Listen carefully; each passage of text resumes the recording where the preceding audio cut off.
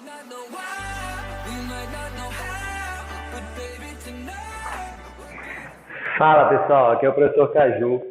Vamos para mais uma resolução da UniRV, essa é da prova de Rio Verde 2019/1, e ela diz o seguinte: sem sombra de dúvidas, o estudo e a compreensão de aspectos relacionados ao clima é de suma importância para a vida moderna.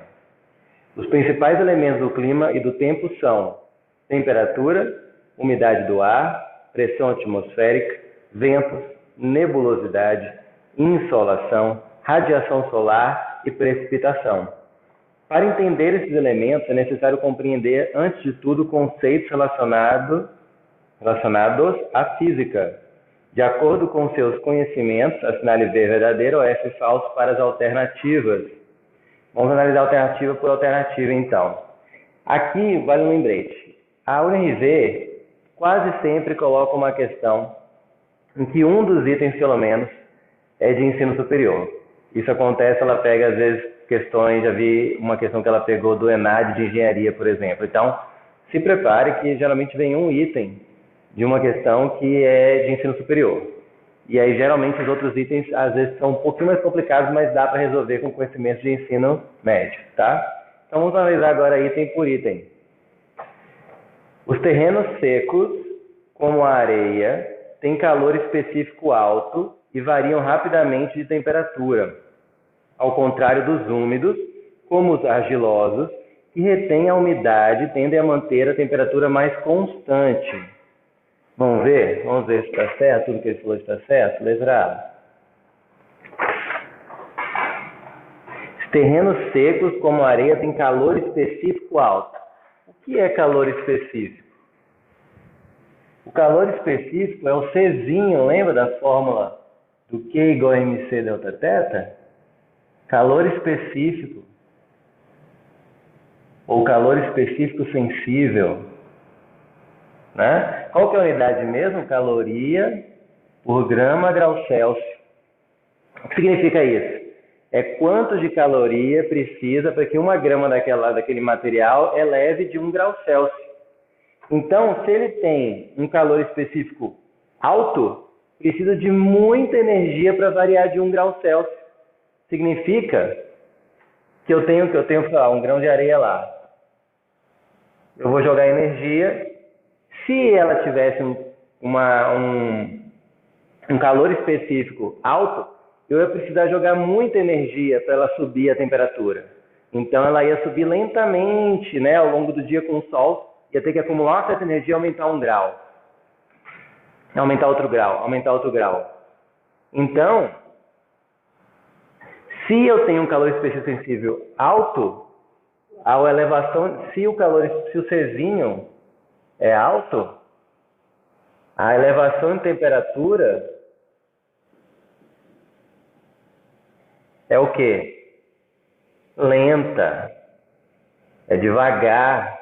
Agora, se o Czinho, o calor específico, for baixo, significa que com um pouquinho de energia ele já aumenta de temperatura.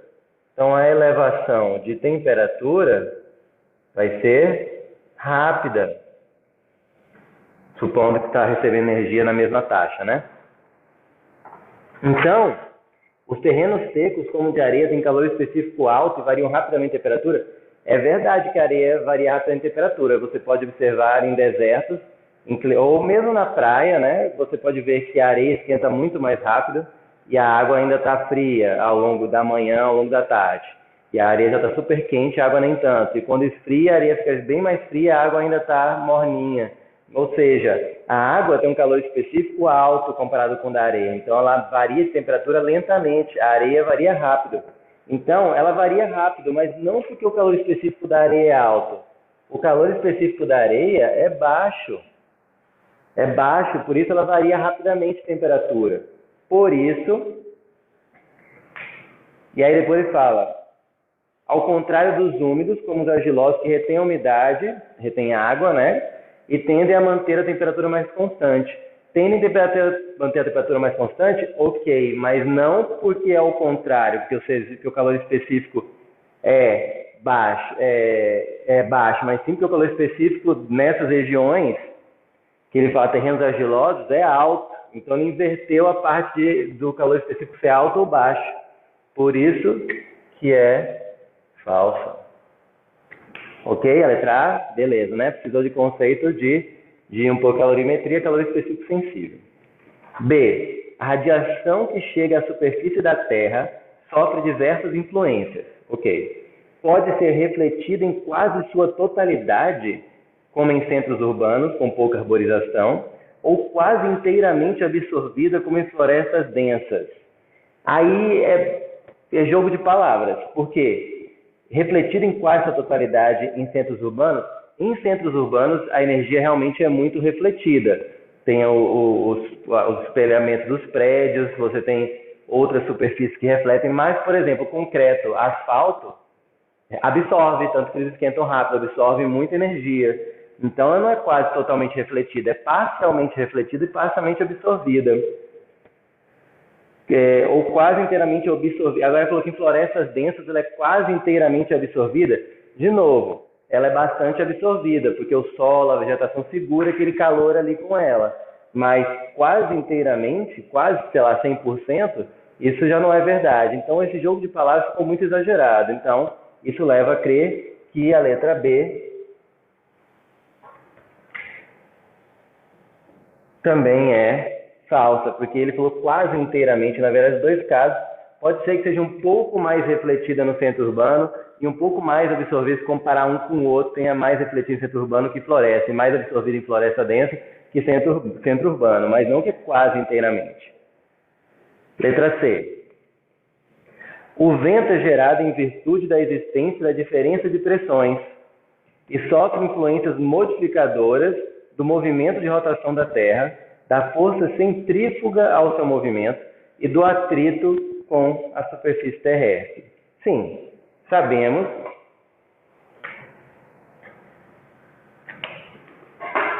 que vivemos no planeta Terra, não é assim? E aqui está o eixo de rotação. Estamos girando, certo? E as massas de ar, e tem as massas de ar sobre o planeta.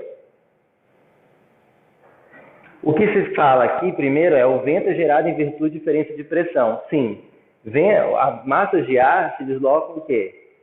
Alta pressão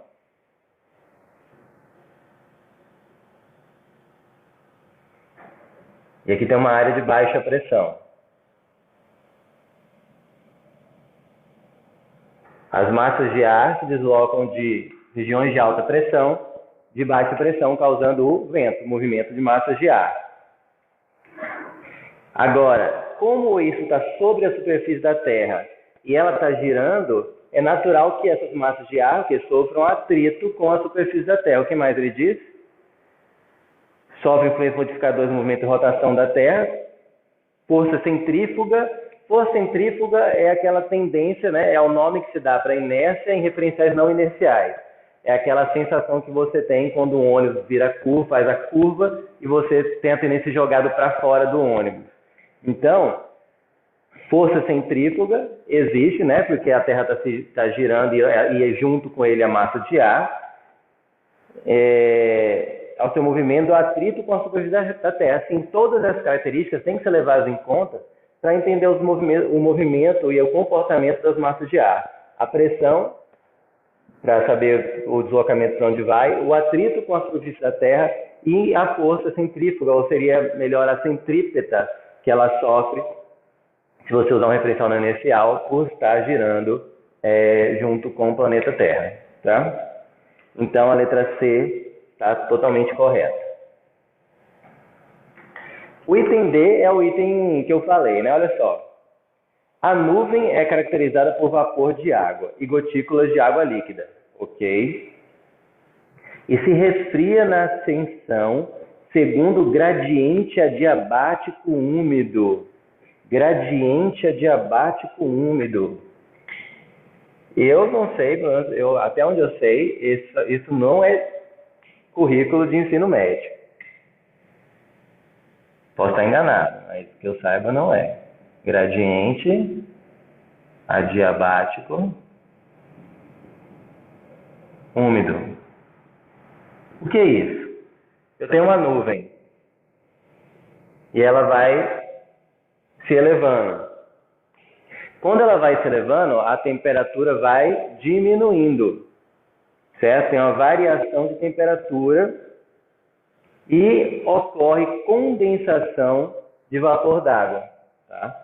Então, a nuvem vai subindo, a temperatura vai diminuindo e você tem condensação. Condensação. Então, essa variação de temperatura que ocorre nas massas de ar em ascensão, quando ocorre a condensação de vapor d'água, é o bendito do gradiente adiabático úmido, é uma variação de temperatura, tá? Então, e se resfria na ascensão, segundo o gradiente adiabático úmido, beleza, é o que ele é mesmo, que se estabelece. As gotículas da nuvem atingem temperaturas de 0 a menos 12 e não se solidificam por causa da diminuição da pressão atmosférica. Aí, ok, né? Quando você chega num ponto mais alto, você tem aqui as moléculas de água, certo? E a pressão ajuda elas a ficarem mais coesas, certo? Quando eu tenho as moléculas mais coesas, elas passam o quê? Do líquido para o sólido, elas se solidificam, porque a solidificação é exatamente deixar as moléculas mais próximas.